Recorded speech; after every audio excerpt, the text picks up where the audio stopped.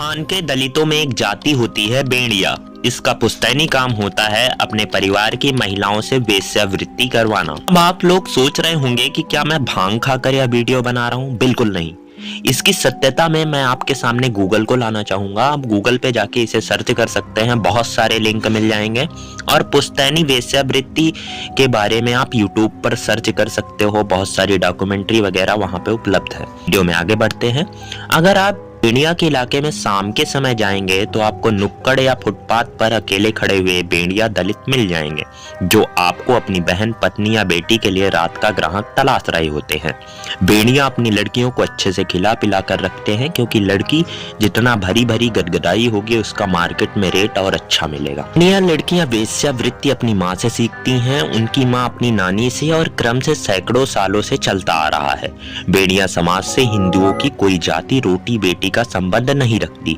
यहाँ तक कि असमानता का रोना रोने वाली दलितों की बाहुबली जातियां मीणा, जाटव, चमार, पासी इत्यादि जातियां भी अपनी बेटियों को देने से घबराती हैं, क्योंकि इन्हें पता है कि इनकी बेटी को अगले दिन से कोठे पर बिठा दिया जाएगा और उसके बेड़िया पति, ससुर और देवर बाजार में उसका रेट लगाने लगेंगे।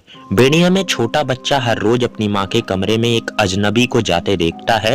यही सब देखते हुए बड़ा होता है तो उसको एक जीवनचर्या लगने लगती है और 16-17 की उम्र तक पहुंचते पहुंचते वह अपनी माँ, बहन, दलाल बन जाता है और ग्राहक घर ले आता है। बेड़िया दलितों की लड़की जब किशोरावस्था से जवानी की दहली पर पहुंचती हैं तो बेड़िया लोगों में एक रस्म मनाई जाती है।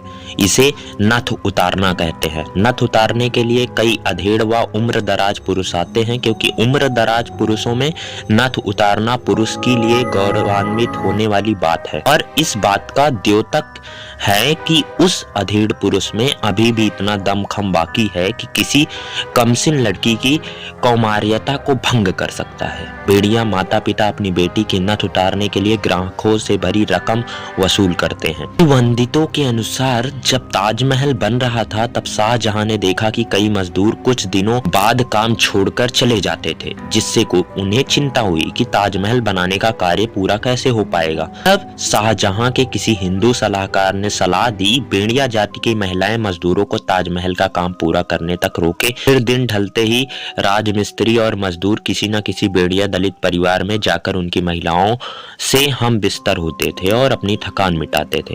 मध्य प्रदेश में भी बेड़िया के जैसी वेश्यावृत्ति के काम करने वाली एक और दलित जाति है बाछड़ा। जाति मध्य प्रदेश में कई जगहों में पाई जाती है, पर मंदसौर, नीमच, रतलाम इसकी संख्या काफी है। ऐसे तो भारतीयों में चाह होती है कि लड़का ही पैदा हो, क्योंकि अधिकतर लड़कियों को बोझ समझते हैं, पर बाछड़ा दलितों में लड़का पैदा होने पर शोक और लड़की पैदा होने पर खुशियां मनाई जाती है, क्योंकि लड़की पैदा होने का मतलब बाछड़ा दलितों के लिए कमाई का नया माध्यम मिल जाने जैसा है।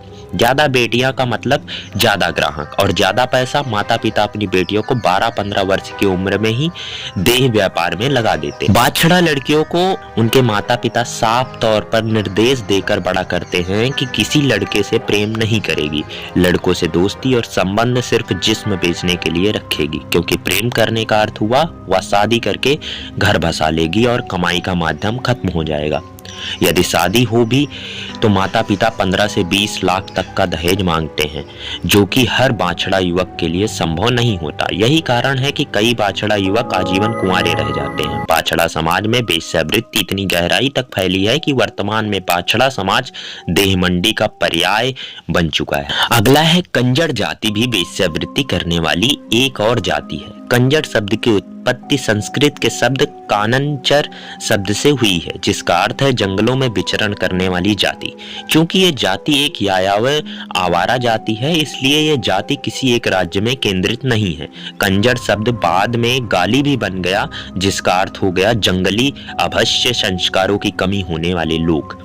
कई बुद्धिजीवी भेड़िया, बाछड़ा और कंजरों के बचाव में तर्क देते हैं कि इनमें वेश्यावृत्ति गरीबी के कारण है। पर आप ये बताइए, बंटवारे के बाद पाकिस्तान से पंजाबी हिंदू, सिंधी हिंदू, सिख अपना सब कुछ मुसलमानों के हाथों लुटवा कर आए तो इनके शरीर पर सिर्फ कपड़ा था और पास में कोई पैसा नहीं। कश्मीरी पंडित भी कश्मीर में घर छोड़कर दिल्ली में तंबुओं में बेहद गरीबी में रहे, पर न कश्मीरी पंडितों ने वेश्यावृत्ति अपनाई और न पंजाबियों ने, सिंधी और सिखियों ने भी नहीं अपनाई। चाणक्य ने भी 2300 साल पहले चाणक्य संहिता में एक बात कही है कि वेश्याएं कभी निर्धन आदमी से दोस्ती नहीं करती। इसका मतलब कुछ जातियां भारत से शुरू से ही रही हैं जिन्होंने वेश्यावृत्ति के शूद्र कर्म को जीवन बना के रखा और कभी सवर्ण नहीं हो पाई। भेड़िया, बाछड़ा और कंजर जाति हमेशा अपराध कर्मों में लिप्त रहने वाली जातियां थी और ब्रिटिश शासन काल में आपराधिक जातियां जैसे क्रिमिनल ट्राइब्स की सूची में भी रही। भेड़िया, बाछड़ों और कंजड़ों की इन्हीं हरकतों के कारण ये हिंदू समाज से बहिष्कृत रहे, पर 20वीं सदी के शुरू में अंबेडकर ने इन्हें मनुस्मृति द्वारा अछूत बनाने का दुष्प्रभाव किया। बहिष्कृत जातियों की बात सिर्फ राजस्थान, मध्य प्रदेश तक सीमित नहीं है। उत्तर प्रदेश, पंजाब, हरियाणा में एक दलित जाति है बावरिया। यह जाति भी ब्रिटिश सरकार के समय से आपराधिक जाति क्रिमिनल ट्राइब्स में आती है। यह जाति अपहरण, फिरौती, हत्या, चोरी, डकैती, लूटपाट, बलात्कार आदि जैसी घटनाओं के लिए कुख्यात है। इन जातियों का मुख्य कार्यस्थल सुनसान जगह या बीहड़ है।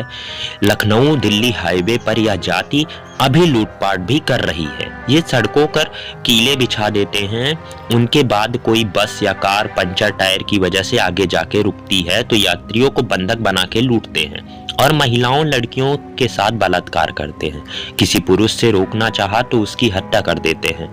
बहुचर्चित बुलंदशहर गैंग रेप भी बावरिया गिरोह के दलितों ने किया था, जिसमें एक महिला और 14 वर्ष की बेटी का गैंग रेप किया गया था और उन्हीं के सामने महिला के पति की हत्या कर दी थी। अगर आप कभी भी लखनऊ दिल्ली हाईवे पर अपनी कार से जाएं तो सुनिश्चित कीजिए कि कार की टंकी में पेट्रोल फुल है और कार अच्छी कंडीशन में है, क्योंकि आपकी कार यहीं हाईवे पर रुक गई तो फिर आपके सांसों की डोर बावरिया गिरोह के भीमटों के हाथ में होगी। बावरिया अपनी आपराधिक प्रवृत्ति के कारण वर्तमान समय में बहिष्कृत जाति है।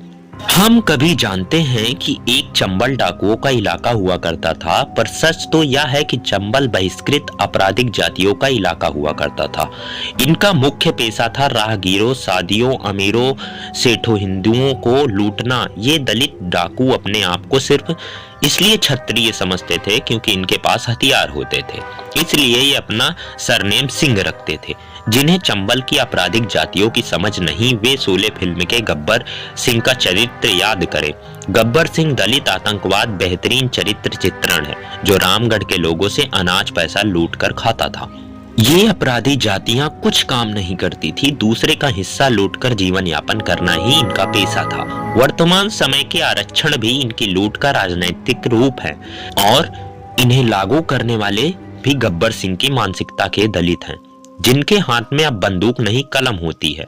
अंबेडकर ने बावरिया और चंबल की कई दलित जातियों को मनुस्मृति द्वारा बनाई अछूत बनाने का दुष्प्रचार किया। अब महाराष्ट्र आते हैं। देश में सबसे महत्वपूर्ण बहिष्कार यदि किसी जाति का हुआ है तो वे महाराष्ट्र के महार लोग हैं। ने अंबेडकर की जाति शक बात यह है कि जाति ना हो बावरियों की तरह लूटपाट करती थी, न ही बेड़िया बाछड़ा कंजरों की तरह वेश्यावृत्ति, फिर भी बुरी तरह बहिष्कृत हुए। महार एक सवर्ण क्षत्रिय जाति हुआ करती थी। महारों के हाथ में चौकीदारी, राज्य के महत्वपूर्ण लोगों की सुरक्षा, काफिलों और खनाजों का जिम्मा महारों के पास होता था। महारों की समाज में बहुत इज्जत थी। जब कभी दो लोगों के बीच भूमि विवाद होता था, इसे सुलझाने के लिए महार आते थे और इनकी कही बात अंतिम होती थी। महारों के लिए परिस्थितियां तब बदल गई जब इन्होंने जमीन के लालच में अंग्रेजी सेना के साथ मिलकर 1 जनवरी 1818 को पुणे के कोरेगांव में 28,000 पेशवा सैनिक को मार दिया, जिसका सबूत है पुणे के कोरेगांव खड़ी मीनार, भीमा कोरेगांव। ये मीनार अंग्रेजों ने महारों को इसी युद्ध के बाद खुश होकर भेंट की थी। इसके युद्ध के लिए महारों में कोई पछतावा नहीं, बल्कि पिछले 200 सालों से आज भी हर बरस 1 जनवरी को कई महार वहां इसी युद्ध के लिए शौर्य दिवस मनाने के लिए इकट्ठा होते हैं। इस युद्ध के बाद महारों को सभी मराठी लोगों ने बहिष्कृत कर दिया। दूध वाले ने दूध देने बंद, पुजारी ने मंदिर में घुसना बंद, अध्यापकों ने इन्हें शिक्षा देना बंद कर दिया, लोगों ने कुएं से पानी भरना बंद कर दिया। आज की तारीख में महारों ने अपनी गद्दारी छिपाने के लिए उल्टी गंगा बहानी शुरू कर दी है और कहते हैं कि महारों के पेशवे अछूत समझते थे, इसलिए उन्होंने 28,000 पेशवा सैनिक मारे। अगर वे अछूत होते तो क्या राजपुरोहित के अंगरक्षक बनते? ये मेरा क्वेश्चन आप सभी से है, कमेंट में जरूर करके बताएं। तत्कालीन ईसाई मिशनरी जॉन म्यूर, जो संस्कृत का विद्वान भी था, उसने महारों के साथ मिलकर एक मनुस्मृति को एडिट किया और इतिहास बनाकर यह प्रचारित किया कि महारों का बहिष्कार मनुस्मृति द्वारा हुआ है। आप लोग अभी तक जो जानकारी जानते थे वो सत्य नहीं है। 1920 में अंबेडकर ने महारों को भीमा कोरेगांव युद्ध में बात छुपाई और अपनी जाति के बहिष्कार का आरोप ब्राह्मणों पर लगा के ब्राह्मण विरोध को संस्थागत रूप दिया और इनके बाद दलित आंदोलन ने राजनीतिक रूप लिया। ये वो लोग बातें करते हैं जो इतिहास के पन्नों से मिटा दी गई हैं। कई हिंदू संगठन को खुद ही इन सब बातों का ज्ञान नहीं और जिन्हें है भाईचारे के चक्कर इन सब बातों का उजागर नहीं करते हैं। जिन आपराधिक दलित जातियों से हम हिंदू भाईचारा दिखा रहे हैं उनमें से अधिकतर का ईसाईकरण है। वे वर्तमान में क्रिप्टो क्रिश्चियन हैं, अर्थात उनके नाम सिर्फ हिंदुओं जैसे हैं पर गुप्त रूप से वे ईसाई हैं ताकि वे आरक्षण लेते रहें। इनमें महार जाति बुद्ध धर्म के छुपी क्रिप्टो क्रिश्चियन जाति है। महार जाति का नेता वामन मेश्राम खुलेआम हिंदू धर्म और ब्राह्मणों के खिलाफ अशब्द कहता है।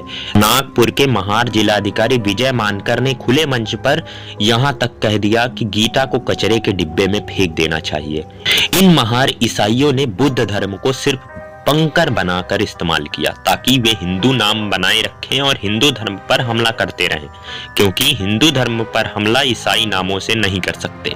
वर्तमान में जितना भी आरक्षण है उनका बीज डालने वाले महार हैं। महारों का कहना है ब्राह्मण अपनी बेटियां दलित को नहीं देता, इसलिए सामाजिक समानता नहीं, इसीलिए आरक्षण चाहिए। आप पूछिए इन महारों से कितने महारों ने अपनी बेटियां छावड़ा और कंजर जैसे दलितों को दी है। अगर नहीं तो सिर्फ आरक्षण किस बात का, जब कभी अपनी जातियों में शादी करते ही नहीं हैं तो मैं कैसे मान लूं कि आरक्षण के काबिल है। आपको अक्सर फेसबुक पर और टीवी पर कुछ लोग ये कहते सुनाई देंगे कि जातियां खत्म करो, जातियां खत्म करो। हर जाति का यादगार इतिहास रहा है, चाहे ब्राह्मण, यादव, ठाकुर, धोबी, मोची, पासी, खटिक, सबसे मेहनत करके समाज में योगदान दिया हो। फिर कुछ आपराधिक जातियां ने लूटमार करके जीवन यापन किया, जिसका अतीत याद करते हुए उन्हें शर्म आती है। अगर कोई कहे कि जातियां खत्म करो तो समझ जाइए वह किसी आपराधिक जाति का वंशज है। आज तक भारत के हजारों वर्षों के इतिहास में एक भी व्यक्ति का जातिगत शोषण नहीं हुआ है, एक भी व्यक्ति का बहिष्कार जातिगत आधार पर नहीं हुआ। जिसका भी बहिष्कार हुआ उसके कुकर्मों के कारण हुआ, फिर वे हिंदू समाज के लिए वैसे ही हो गए जैसे कि आज अमेरिका के लिए नॉर्थ कोरिया हो गया है। वर्तमान समय से बना हुआ जातिगत आरक्षण तब तक खत्म नहीं हो सकता जब तक इन काल्पनिक शोषण की कहानियां का झूठ सामने नहीं लाया जाता। शोषण की कहानियां उसी तर्ज पर बनाई और प्रचारित की गई हैं जैसे कि आर्यन द्रविडियन थ्योरी और कांग्रेस द्वारा बनाई गई भंगवा आतंकवाद की थ्योरी है। अगर मकबूल फिदा हुसैन को अभिव्यक्ति की स्वतंत्रता के नाम पर हिंदू देवी देवताओं का नग्न चित्र बना सकता है तो आप भी अपनी अभिव्यक्ति की स्वतंत्रता का इस्तेमाल करते हुए इतिहास की सच्चाई सामने क्यों नहीं ला सकते। कलम उठाइए और झूठे इतिहास को बदल दीजिए। मिलते हैं अगले वीडियो में, तब तक के लिए जय हिंद, जय इंसानियत।